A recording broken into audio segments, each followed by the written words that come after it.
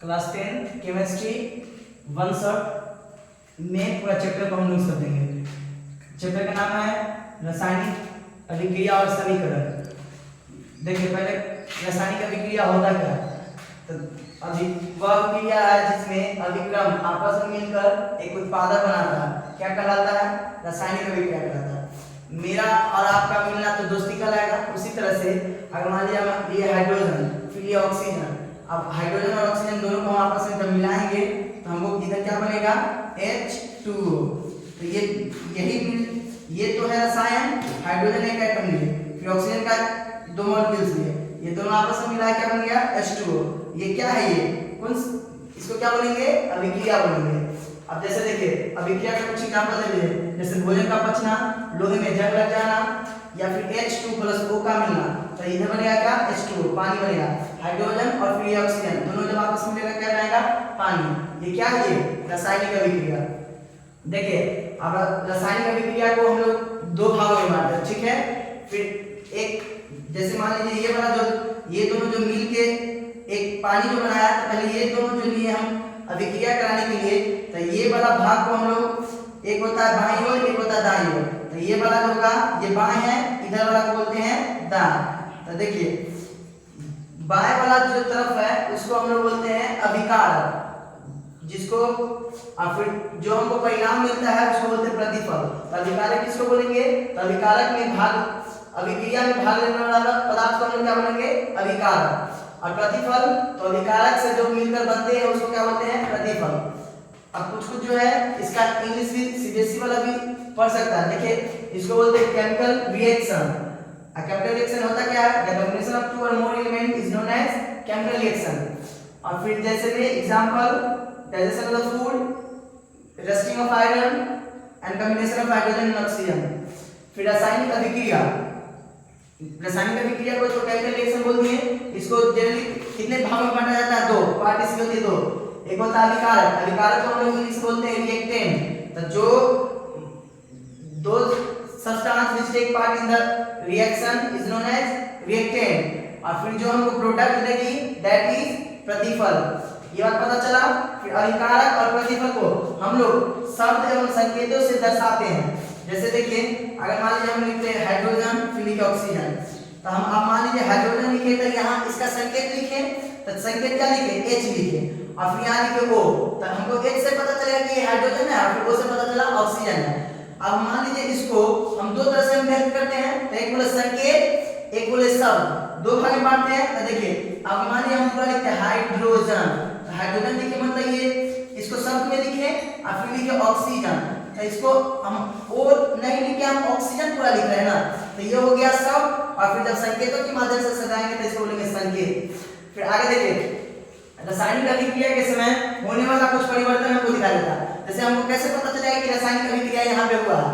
तो अब इसका हमको पता करने के लिए हमको जानना होगा। जैसे देखिए वहां तो गैसों का निकलेगा, फिर उसका इवोल्यूशन ऑफ गैस जिसको इंग्लिश में बोलते हैं, फिर रंग का बदलना, चेंज इन कलर, फिर तापमान परिवर्तन, चेंज इन टेम्परेचर, अवस्था में परिवर्तन, चेंज इन स्टेट एंड दुर्गंध सुगंध का आना। मतलब अगर कोई भी रिएक्शन होगा तो किसी तरह का टेस्ट मतलब स्मेल तो होगा नहीं।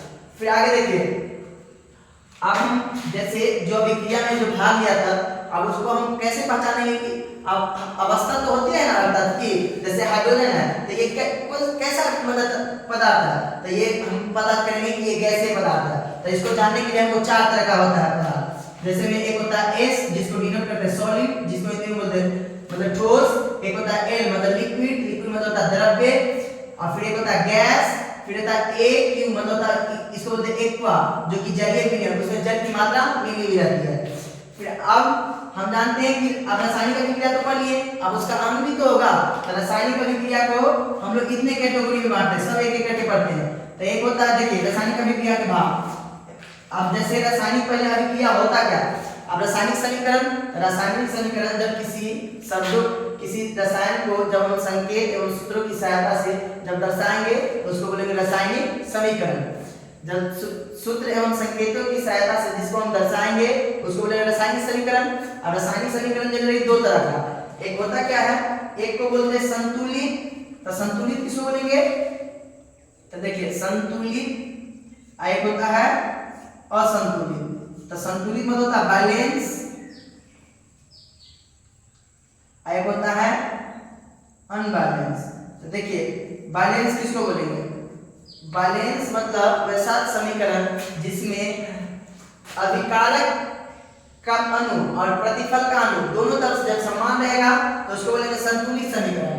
अब कोई जो रहता है असंतुलित रहता है उसको संतुलित करना रहता है, तो उसका तरीका हम लास्ट में सिखा देंगे कि कैसे असंतुलित को संतुलित किया जाता है। पहले समीकरण में कितने भाग? दो, एक होता है संतुलित समीकरण, एक होता है असंतुलित समीकरण। अब समीकरण को दो भाग में बांटे जिसमें अणु की मात्रा मतलब रिएक्टेंट और प्रोडक्ट दोनों में अगर समान रहेगा, मतलब अभिकारक और प्रतिफल दोनों में जब समान रहेगा तो समझ आएगा वो संतुलित कहलाएगा, और जब दोनों तरफ असमान रहेगी तो हम बोलेंगे उसको असंतुलित समीकरण। चलिए अब रासायनिक अभिक्रिया को हम लोग कितने भाग में बांटते हैं, तो ये पूरा इसका भाग है। चलिए इसको पढ़ते हैं। जैसे देखिए संयोजन, संयोजन होता क्या है? इसको बोलते हैं कॉम्बिनेशन रिएक्शन। तो कॉम्बिनेशन रिएक्शन किसको बोलते हैं? जिसमें कोई दो या दो से अधिक तत्व मिलेगा, मिलकर एकल उत्पादक बनाते हैं, उसी को हम लोग क्या बोलते हैं? संयोजन। उसको इंग्लिश में बोलते हैं कॉम्बिनेशन रिएक्शन। अब कॉम्बिनेशन रिएक्शन का एग्जांपल कुछ देख लीजिए, जैसे C+O2 तो कार्बन प्लस ऑक्सीजन मिला, तो इधर ये दोनों मिल रहा है ना, ये तो कार्बन प्लस ऑक्सीजन मिलकर हमको क्या बना दिया? Carbon dioxide. फिर उसी में एक दो देख लीजिए, जैसे हाइड्रोजन प्लस लिए हम ऑक्सीजन, ऑक्सीजन का दो मॉलिक्यूल्स ले लिए, फिर इधर बना के ये क्या बनाया? H2O, हाइड्रोजन का दो मॉलिक्यूल्स, ऑक्सीजन का एक मॉलिक्यूल्स, तो ये बना दिया H2O। तो ये देखिए हाइड्रोजन और ऑक्सीजन ये इसको क्या बोलेंगे? अभिकारक बोलेंगे, और फिर ये जो परिणाम आता है उसको प्रतिफल। इधर जो रहेगा बाईं ओर, इस वाला को बोलते हैं दाईं ओर। तो अभिकारक हमेशा किधर को लिखा जाता है? बाईं ओर, और प्रतिफल हमेशा दाईं ओर। एक चीज याद रखिएगा, जब दोनों तरफ अणु की मात्रा, जैसे हाइड्रोजन का देखिए, हाइड्रोजन का यहाँ कितना मॉलिक्यूल्स? दो, अभिकारक में दो मॉलिक्यूल्स, ऑक्सीजन का एक मॉलिक्यूल्स। फिर हाइड्रोजन का इधर प्रतिफल में कितना मॉलिक्यूल्स? दो, फिर ऑक्सीजन का भी एक। तो दोनों तरफ समान है दोनों का मॉलिक्यूल्स, तो दोनों तरफ समान रहता है तो उसको बोलते हैं संतुलित या फिर बैलेंस केमिकल इक्वेशन। फिर आगे देखिए अब वियोजन, तो संयोजन का जस्ट उल्टा वियोजन है। तो वियोजन मतलब होता है, इसको बोले कंबाइन, इसको बोले डिकम्पोजिशन। तो डिकम्पोजिशन रिएक्शन किसको बोलेंगे? तो डिकम्पोजिशन रिएक्शन में एकल दो या दो से अधिक भागों में जब टूट जाएगा ना, अब एकल जो कुछ एक शब्द रहेगा, जैसे मान लीजिए हम हाइड्रोजन पानी लिए, पानी को आप गर्म किए तो एक भाप तक चल जाएगा, एक स्टीम बनेगा, नहीं है? तो हाइड्रोजन और ऑक्सीजन ग्रुप में टूटेगा तो वो वाला जो अभिक्रिया हो जाएगा, टूटने वाला अभिक्रिया जो होगा संयोजन का उल्टा वियोजन। तो अब इसमें क्या होगा? एक कल जो पदार्थ रहेगा वो दो या दो से अधिक भाग में टूट जाएगा, तो हम उसको क्या बोलेंगे? डिकम्पोजिशन रिएक्शन, या फिर बोलते हैं उसको विस्थापन अभिक्रिया। फिर आगे देखिए अब एक होता है वियोजन अभिक्रिया, फिर आप एक विस्थापन। तो विस्थापन होता है क्या? तो विस्थापन अभिक्रिया में क्या होता है कि कोई एक अभिक्रिया से धातु किसी ज्यादा अभिक्रियाशील धातु के साथ जब कंबाइन कर जाता है, जुड़ जाता है, तो उसको बोलते हैं विस्थापन अभिक्रिया, या फिर उसको बोलते हैं डिस्प्लेसमेंट रिएक्शन। डिस्प्लेसमेंट रिएक्शन जैसे में देखिए एग्जांपल इसका देते हैं, जैसे Fe है, फिर इसके साथ हम केमिकल रिएक्शन कराने जा रहे हैं, तो रासायनिक अभिक्रिया कर रहे हैं किसके साथ? CuSO4 के साथ। तो Fe प्लस CuSO4। अब देखिए यहाँ पे एक को हम क्यों लिखे? क्योंकि ये क्या है? ये जलीय विलयन है। फिर Fe क्या है? ये सॉलिड है। तो इससे इसका हमको क्या पता चला? अवस्था बीज को दर्शाने में हमको आसानी से पता चल जा रहा है। S से मतलब समझ आ रहा है सॉलिड है, L से लिक्विड है मतलब द्रव्य, G से गैस, ये भी पता चल जा रहा है।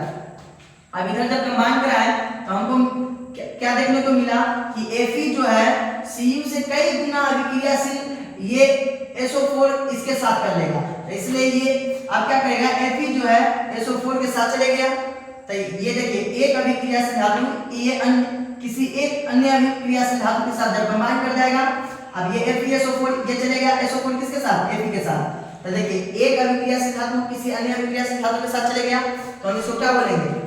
विस्थापन अभिक्रिया, या फिर बोलते हैं इसको डिस्प्लेसमेंट रिएक्शन। और फिर ये Cu क्या है? सॉलिड बन गया, ठीक है। फिर नेक्स्ट दो विस्थापन अभिक्रिया। तो आप देखिए इसमें एक अभिक्रियाशील धातु जाता था, अब इसमें ये दोनों अपना आयन को अदल बदल कर लेगा, मतलब जो इसका आयन होगा, जैसे में देखिए मान लीजिए हम एग्जांपल में तौर पे समझा रहे हैं, जैसे Ax है प्लस By है। अब क्या होगा कि A जो है कई ज्यादा अभिक्रियाशील है बी के साथ, तो ये क्या करेगा, जल्द से जाके ए बी के साथ जुड़ जाएगा, एक्स वाई के साथ जाके जुड़ जाएगा। या फिर Na2SO2 सोडियम सल्फेट, और फिर ये अब जाएगा सोडियम सल्फेट Na2SO4 होगा। फिर आगे देखिए सोडियम सल्फेट जो है मिल रहा है किसके साथ, BaCl मतलब बेरियम क्लोराइड के साथ, BaCl2 के साथ। अब ये क्या करेगा, मतलब दोनों आयन अदल बदल करेगा, तो देखिए Ba जो है Ba किसके साथ चले गया, SO4 के साथ, बेरियम सल्फेट बन गया। फिर ये क्या है, ये एक से मतलब हमको क्या पता चला, एक्वा है, मतलब ये जलीय विलयन है। फिर अब देखिए ये जो है Na2, अब ये अभिक्रियाशील कई गुना ज्यादा था, इस बेरियम के साथ ये क्लोराइड मिला हुआ था, क्लोराइड मिला हुआ था, अब ये Na2 किसके साथ चलेगा, NaCl के साथ, मतलब ये बना दिया सोडियम क्लोराइड होगा NaCl2। ये बात आपको पता चल गया। फिर द्वि विस्थापन पता चला, विस्थापन पता चल गया, द्वि विस्थापन में दोनों आयन अपना अदल बदल कर लेगा। एग्जांपल के तौर पे समझा दिए हैं, ये सब ऑब्जेक्टिव में बिहार बोर्ड में कई गुना पूछता है। सीबीएसई वाला को तो वो तो जानते ही है, सीबीएसई वाला को डीप थोड़ा पढ़ना होता है। फिर आगे देखिए अब उपचय क्या होता है, तो उपचय में क्या होता है कि O2 का वृद्धि हो जाएगा, वृद्धि मतलब O2 का बढ़ना और फिर हाइड्रोजन का घट जाना, तो ये कौन सा अभिक्रिया कहलाएगा, उपचय अभिक्रिया। या फिर इसको बोलते हैं हम लोग ऑक्सीडेशन। ऑक्सीडेशन मतलब ऑक्सीडेशन मतलब ऑक्सीडेशन मतलब शब्द से निकल जाता है, मतलब ऑक्सीडेशन मतलब ऑक्सीजन का एडिशन, तो उसी को क्या बोलेंगे ऑक्सीडेशन। आप फिर देखिए तो उसको हिंदी में बोलते हैं उपचय। तो भैया देख लीजिए C+O2 कार्बन प्लस ऑक्सीजन ये दोनों है। अब ये क्या हुआ, ऑक्सीजन का ये यहाँ पे क्या हो रहा है, ऑक्सीजन का ये यहाँ एडिंग हो रहा है, और फिर यहाँ तो जब ऑक्सीजन का एडिंग होगा तो हम लोग समझ जाएंगे क्या है वो उपचय, और उपचय का जस्ट उल्टा उसका भाई अपचय। तो उपचय का उल्टा अपचय, तो यहाँ पे आप मतलब O2 का ह्रास होगा और फिर हाइड्रोजन का एडिंग होगा। जैसे देखिए CuO था ये मिला H2 के साथ, अब Cu क्या करेगा, मतलब ये वाला ऑक्सीजन के साथ एडिंग था, ऑक्सीजन को रिमूव कर देगा, हाइड्रोजन के साथ एडिंग हो जाएगा, तो इसको कौन सा अभिक्रिया बोलेंगे, अपचय अभिक्रिया। अब ये दोनों जो रहता है ये दोनों मिलके बनाता है रिडॉक्स रिएक्शन, तो जिसमें ये दोनों हमको देखने को मिलेगा ना, उसको कौन सा अभिक्रिया बोलेंगे, रिडॉक्स रिएक्शन। ठीक है, फिर आगे आइए नेक्स्ट। अब एक होता है ऊष्माक्षेपी। तो ऊष्माक्षेपी क्या होता है, तो देखिए ऊष्माक्षेपी में उत्पादक के साथ ऊष्मा का उत्सर्जन होती है, उसको बोलते हैं ऊष्माक्षेपी। जैसे मान लीजिए हम मीथेन हम लोग गैस सिलेंडर यूज करते ही हैं, तो गैस सिलेंडर में जो गैस भरी रहती है वो क्या रहता है, मीथेन रहता है। तो मीथेन का फॉर्मूला क्या था, CH4, अब CH4 है ये, और फिर ये किसके साथ, अब ऑक्सीजन के बिना उपस्थित में कोई भी जलेगा, ऑक्सीजन जहां पे उपस्थित रहेगा वहां पे तो जलना संभव है नहीं, तो मतलब मीथेन लिए फिर ऑक्सीजन को उपस्थित में इसको जलाया, तो बनाया हम कार्बन डाइऑक्साइड, फिर दिया H2O, फिर ऊष्मा का बाहर निकाला। तो ऐसे में जहां पे उत्पादक के साथ ऊष्मा का उत्सर्जन होगा उसको हम लोग क्या बोलेंगे, ऊष्माक्षेपी। या सिंपल शब्द में सही है, जहां पे ऊष्मा का निकलेगा ना बाहर उसको समझ आएगा ऊष्माक्षेपी कहते हैं। ठीक है, फिर नेक्स्ट ऊष्माशोषी। तो ऊष्माशोषी किसको बोलते हैं, अभिकारकों को तोड़ने के लिए ऊष्मा का या प्रकाश का या विद्युत की आवश्यकता होती है।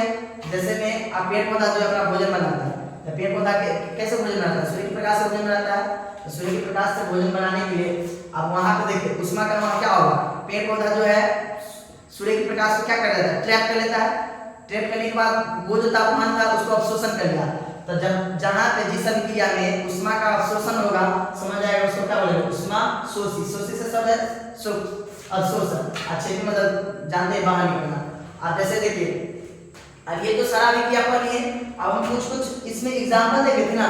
अब ऐसा भी होगा कि मतलब हम लोग अब अभिक्रिया कराते हैं तो जैसे लोहे में जंग लग जाता है, तो क्या हर समस्या का तो समाधान नहीं है, तो समाधान हम क्या करेंगे, आप जैसे आप जंग पहले होता क्या, तो जंग the rusting of iron is known as मतलब रस्ट, नहीं आयरन को मतलब the heating of iron is known as rust, मतलब आयरन के खाने की प्रक्रिया को जैसे मान लीजिए उसमें जंग लग जाता है, धीरे धीरे उसका क्या होता है, लेयर पे उसका अपना क्रोट बना लेता है, वो बनाने के बाद क्या करता है वहां पर से वो पार्ट को डैमेज हो जाता है। अब इसको हम कैसे बचा सकते हैं जंग लगने से, तो जंग लगने से बचाने का उपाय है पेंटिंग कर दीजिए उसको, तो फिर कई सालों तक चलेगा। फिर ग्रीसिंग और वायलिंग कर दीजिए, जैसे साइकिल वगैरह में देखते हैं ना, गैल्वेनाइजेशन कर दीजिए। तो गैल्वेनाइजेशन मतलब होता है, इसका हिंदी में नहीं होता जस्तीकरण, तो यही सब प्रक्रिया से ये आसानी से बचाया जा सकता है। अब एक होता है रेंसिडिटी। तो रेंसिडिटी क्या होता है, तो देखिए वो सीबीएसई पे है, उसे बीएसई में नहीं पूछता है, लेकिन अगर पूछ ले तो खुदा न खास उसका जवाब हम लोग दे देंगे। तो रेंसिडिटी क्या होता है देख लीजिए। रेंसिडिटी मतलब होता है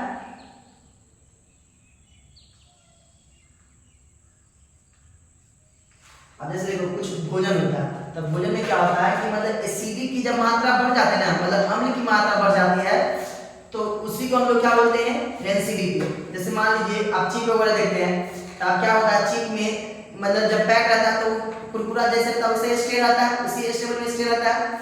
तो अब मान लीजिए अब वो जो है अगर हम उसको ओपन कर देते, थोड़ी देर के लिए हम उसको कट कर देते, और फिर जब वो अभिक्रिया कर लेगा ऑक्सीजन के साथ, तो क्या हो जाता है, थोड़ा सॉफ्ट हो जाता है ना। तो सॉफ्ट होने के बाद वो क्या हो जाता है कि मतलब वो कैसा क्यों, मतलब जो था वो मतलब उस समय उसी स्टेबल स्टेट में था, तो वो इसलिए था क्योंकि उसमें हम लोग भरते हैं नाइट्रोजन। क्या भरते हैं उसमें, नाइट्रोजन। ये नाइट्रोजन जो होता है ये इनर्ट गैस है, वो अगला मतलब हम केमिस्ट्री का चौथा चैप्टर में वो पढ़ेंगे।